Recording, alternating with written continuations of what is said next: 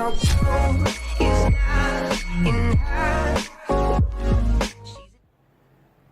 Hello guys, on this video I would like to show you how to choose the components for the PC if you're building it up yourself. So that's going to be first of the few videos that I'm going to post, how to build up the computer step by step. So when you're choosing the components, first of your thinking is the processor, on which this example will be Intel Core i7 8700K.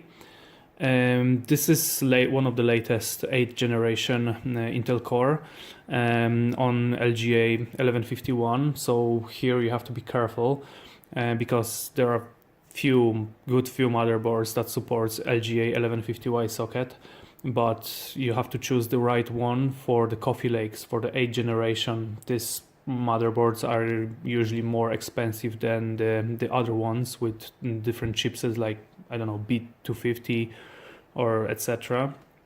So going through motherboard for this build, I have chosen Asus Prime Z370P. In my opinion, one of the most decent for price motherboard that supports LGA 1151 for the new Coffee Lakes. And it also supports DDR4 RAM up to 4000 megahertz. And so the RAM would be the next part that we are choosing. That must be DDR4, can't be DDR3, DDR2 or older versions, must be DDR4. This one here is 16 gig ADATA, 3000 megahertz, but just remember on that stage that the RAM must be the same that motherboard supports, so on this example DDR4.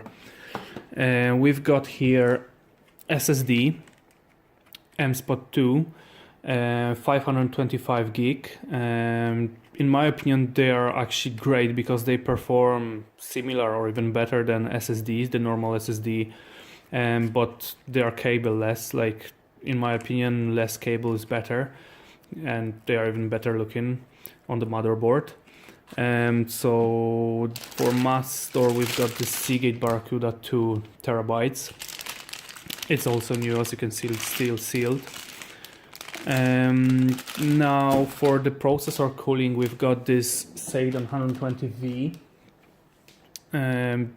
It's water cooling, so it's good when you're trying to overclock your processor, which this 8700K is, in my opinion, dedicated to.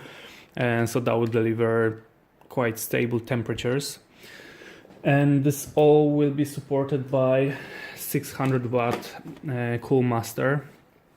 So now choosing the power supply for your PC, you have to think about how many watts you need, especially for GPU. You have to check in the specification. For this build up, there will be GTX 1070, which I'm going to show you in a few seconds. But you have to know that GTX 1070 will require at least 500 watts. And then there's a second thing that you have to think of is PCI Express connector, which for GTX 1070, 8-pin PCI Express will be required. And this power supply has two of them, one just in case. If